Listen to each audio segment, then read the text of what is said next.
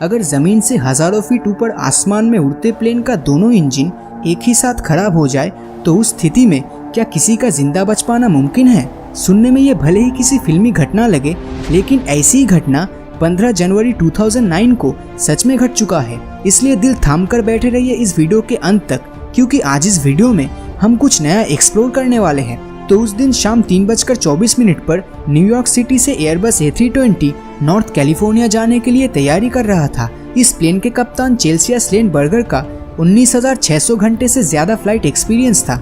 इसके अलावा first officer Jeff skills का 15,600 घंटे का फ्लाइट एक्सपीरियंस था।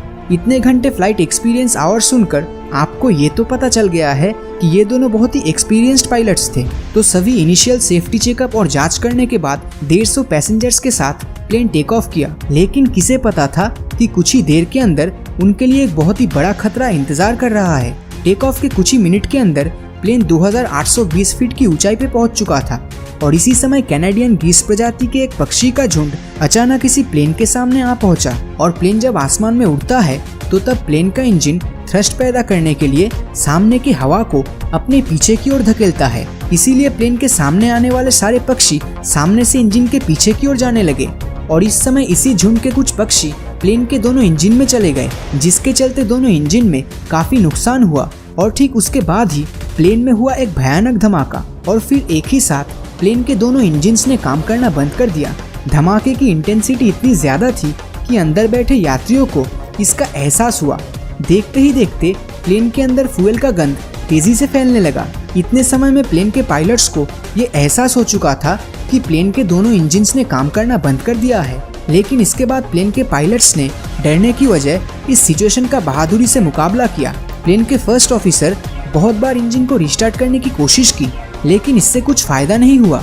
बिना इंजन के प्लेन ऊपर जाने की वजह धीरे धीरे नीचे की तरफ जाने लगा। तो ये देखकर प्लेन के पायलट ने New York terminal radar approach control को ये इन्फॉर्मेशन दी कि पक्षी के साथ टक्कर होने से उनके प्लेन का दोनों थ्रस्ट खराब हो चुका है। इसीलिए वो वापस लगोडिया एयरपोर्ट पर आ रहे हैं, जहां से उन्होंने टेक ऑफ किया था। ये इन्फॉर्मेशन एयर ट्रैफिक कंट्रोल तक पहुंचते ही वहां के कंट्रोलर ने तुरंत उस एयरपोर्ट पर इमरजेंसी लैंडिंग करवाने की प्रक्रिया शुरू कर दी और पायलट्स को ये इंस्ट्रक्शन दिया कि एयरपोर्ट के 13 नंबर रनवे पे लैंडिंग करें।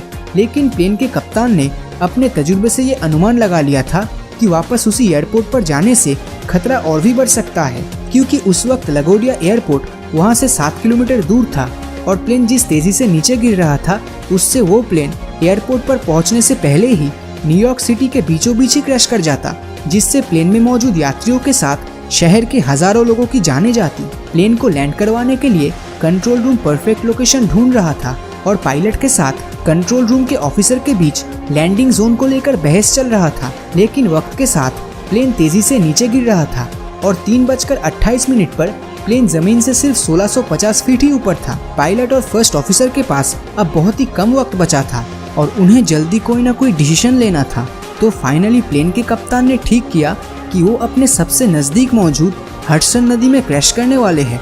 ये जरूरी इन्फॉर्मेशन प्लेन के कप्तान ने सबसे पहले कंट्रोल रूम को बताया और फिर प्लेन पे मौजूद यात्रियों को, ताकि प्लेन के पैसेंजर्स क्रैश के दौरान अपना सीट बेल्ट बांधकर अपने आप को तैयार रख सके। क्योंकि कंट्रोल रूम को क्रैश लैंडिंग का लोकेशन पहले से ही पता था, इसीलिए एक रेस्क्यू टीम को पहले से हडसन नदी में उतारने के लिए तैयार किया गया। वही दूसरी तरफ एक हेलीकॉप्टर ऊपर से प्लेन के करंट पोजीशन का अपडेट कंट्रोल रूम तक इन्फॉर्म कर रहा था। देखते ही देखते प्लेन जमीन से सिर्फ 500 फीट हाइट तक आ पहुंचा और जमीन के इतने करीब आते ही प्लेन का सिग्नल कंट्रोल रूम से टूट चुका था। बर्ड क्रैश के सिर्फ 5 मिनट के अंदर ही प्लेन हडसन नदी में 3:31 पर क्रैश लैंडिंग की। उस वक्त प्लेन का स्पीड था 230 किलोमीटर पर आवर। लेकिन सबसे अच्छी बात ये थी कि इतनी स्पीड में क्रैश लैंडिंग के बावजूद प्लेन पानी में डूबा नहीं, बल्कि पानी में तैरने लगा। प्लेन रुकते ही कप्तान ने प्लेन में मौजूद यात्रियों को बाहर निकालने का ऑर्डर दिया। लेकिन इसी बीच प्लेन के एक पैसेंजर ने प्लेन के पिछले हिस्से का एक दरवाजा खोल दिया, जो ऑलरेडी पानी में डूबा हुआ था। दरवाजा खोलते ही पानी और भी तेजी से प्लेन के अंदर आने लगा। लेकिन जैसे कि कोस्ट गार्ड को पहले से ही इस घटना के बारे में इन्फॉर्म किया गया था, इसीलिए क्रैश लैंडिंग के 4 मिनट के अंदर ही रेस्क्यू बोट वहां आ पहुंचा। तो पायलट और फर्स्ट ऑफिसर के साथ सभी यात्रियों को जमीन पे लाने में कोस्ट गार्ड सफल हुए। इस घटना के दौरान 5 लोगों को गंभीर चोट लगी और 78 लोगों को बस मामूली सा खरोच आया। ये दुर्घटना कितना बड़ा हो सकता था वो शायद बहुत ही कम लोग अनुमान कर सकते हैं, क्योंकि कैलकुलेशन करके ये हिसाब सामने आया था कि बर्ड स्ट्राइक के बाद हडसन नदी में प्लेन लैंडिंग के डिसीजन में अगर 35 सेकंड भी और लेट होता तो ये शहर के बीचों बीच क्रैश करता, जिसमें हजारों लोगों की जानें जाती। इस घटना के बाद शायद ही आपको यकीन होगा कि प्लेन में सफर करना आज भी सबसे सुरक्षित माना जाता है। तो क्या प्लेन में सफर करना आपको सेफ लगता है या नहीं, नीचे कमेंट करके जरूर बताएं।